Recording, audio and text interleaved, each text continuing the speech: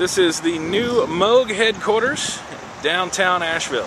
I'm here with Mike Adams, president of Moog Music. He's going to take us on a little tour here. Okay, so this will be the showroom space. We're actually designing this from scratch. We'll have display pods in here, probably 7 or 8 display pods in here. We're having a custom countertop made. We've got the track lighting in already.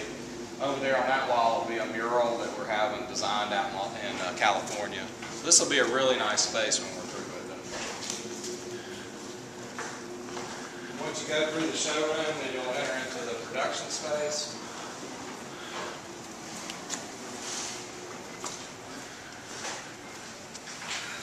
Like I said earlier, this is a production line for the Mini Moog Voyager. And we're set up here. We're actually, I think, producing the very first one that we made in this building. So this is our A-team production group. They've been with us for a good long time for the most part. And what we do, the way we assemble things just very quickly is we start with a raw sheet metal chassis here at Station 1 with Betty, and then over there you can see Matt putting in some of the electronics. And then the keyboards and the control devices get assembled in that Station 3 over there, and then Robert in Station 4 installs the keyboard, puts the cabinet in it, and then it'll go back over to one of these sound rooms. We have several sound rooms along the walls out here, and those are sound insulated spaces where we actually listen and check out all the different aspects of the analog synthesizers. Now, do you just have certain people who do that? Is that just their job to test them, or? Yeah, Liz and Andy that you see over there, they're musicians, and they've got good ears, and it's really important that we do it this way. It's one of the things that differentiates us, I was mentioning earlier, differentiates us from digital synthesizers.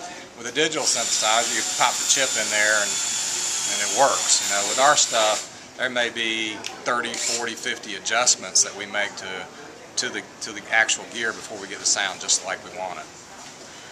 So that's what's happening. And we've got another little line right here that's put together what we call our motor fogers. Again, they're just getting started, but we manufacture a variety of these stomp boxes.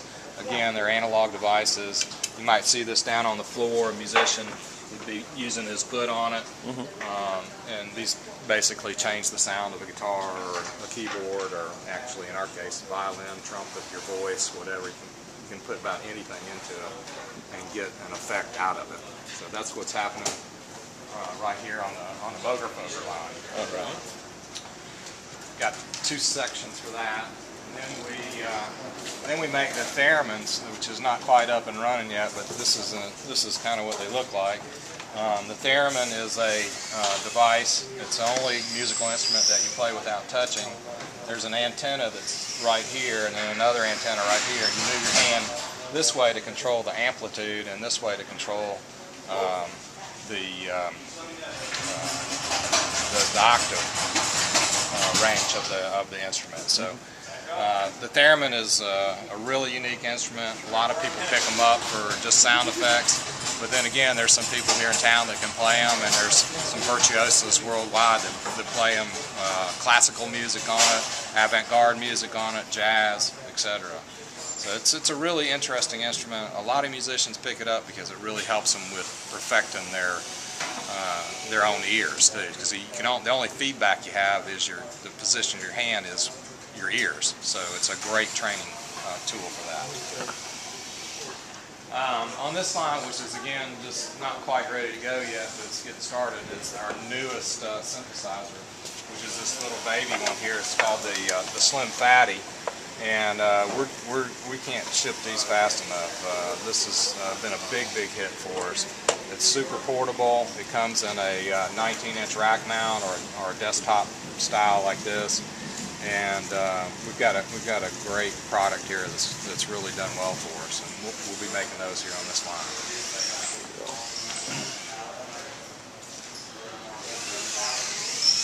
So then the predecessor to the Slim Fatty is the Little Fatty, which is a regular size keyboard. It's manufactured on this line right here, and you can see what it looks like right over here.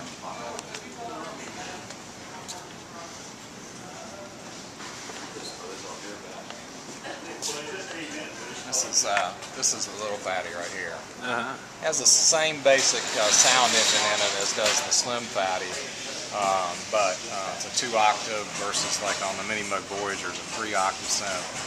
This one's a 25-note keyboard, and over there on the Mini Moog we've got the 44-note keyboard.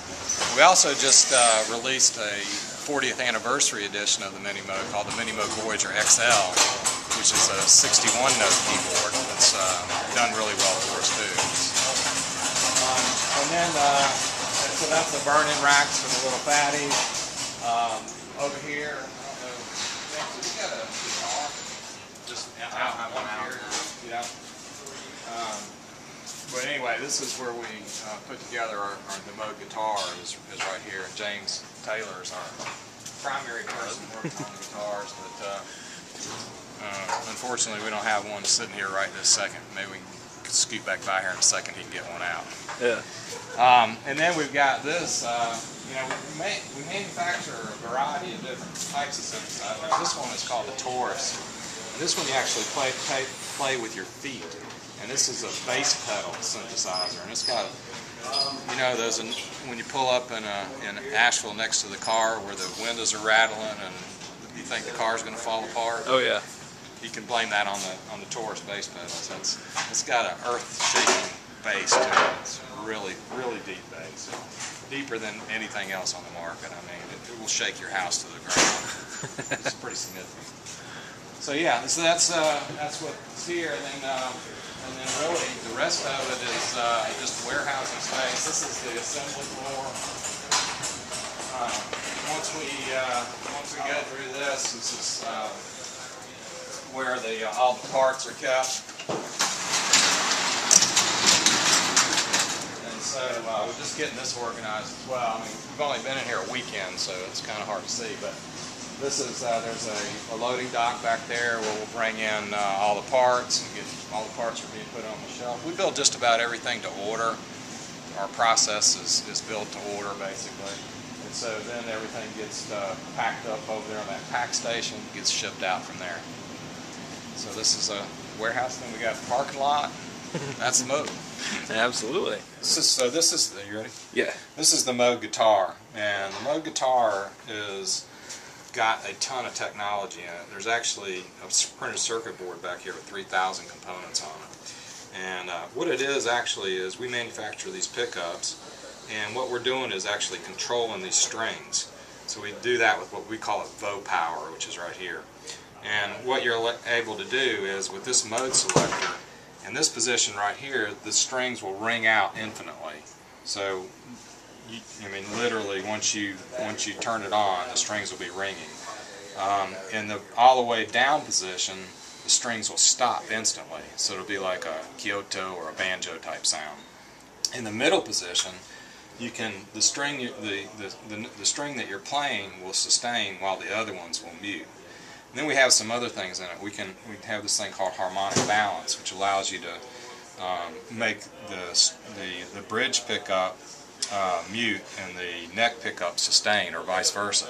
So you pull out, in any guitar there's these third and fourth harmonics, but normally you don't hear them, or if you do hear them they're very subtle.